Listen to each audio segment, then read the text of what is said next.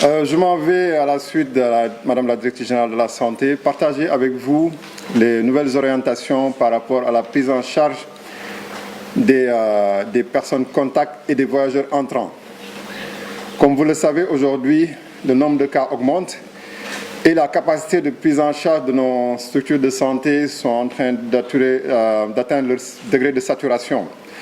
Et c'est pourquoi la prise en charge extra-hospitalière a commencé avec l'utilisation de structures non hospitalières pour prendre en charge les patients positifs.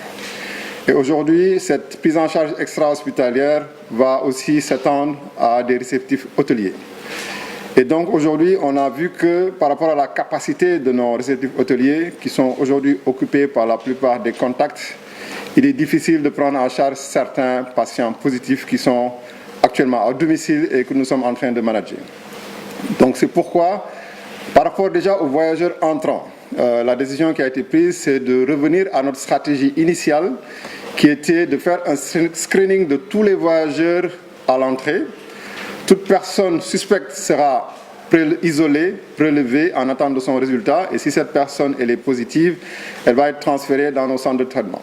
Pour tous les autres passagers qui arrivent au Sénégal et qui ne présentent aucun signe, ces passagers seront laissés, ils devront rentrer chez eux et se mettre en quarantaine dans leur domicile pendant 14 jours. Donc aujourd'hui, c'est la stratégie qui est adoptée pour les voyageurs. Concernant également les contacts, depuis le début, au début, nous avions une prise en charge à domicile des contacts, puis nous sommes passés à un confinement des contacts dans les hôtels.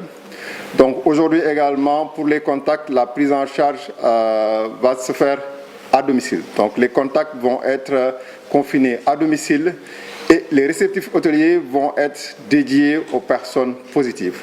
Donc c'est la stratégie actuelle qui va démarrer et qui nous permettra d'avoir beaucoup plus de capacité. Parce qu'aujourd'hui aussi, il faut noter que sur les instructions du ministre de la Santé, ce que nous voulons, c'est que nos hôpitaux ne soient pas transformés en hôpital Covid et que l'ensemble des autres maladies puissent continuer à être prises en charge dans nos structures de santé.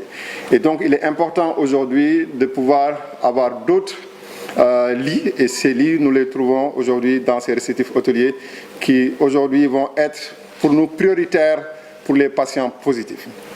Ça, c'est extrêmement important. Et juste annoncer également, rappeler que nous avons déjà des sites de prise en charge extra-hospitaliers qui existent déjà, au niveau de Guéraou, qui a déjà accueilli des malades, au niveau du hangar de l'aéroport Léopold Sédar Senghor, qui a accueilli déjà des malades. Nous avons également un site de prise en charge extra-hospitalier à Sédhiou, nous avons déjà des patients positifs.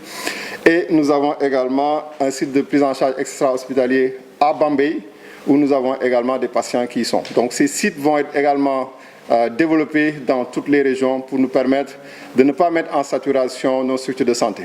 Il y a d'autres sites qui vont être opérationnels dans les prochaines heures. C'est le site de la base aérienne de Thiès que l'armée a bien voulu mettre à disposition du ministère de la Santé.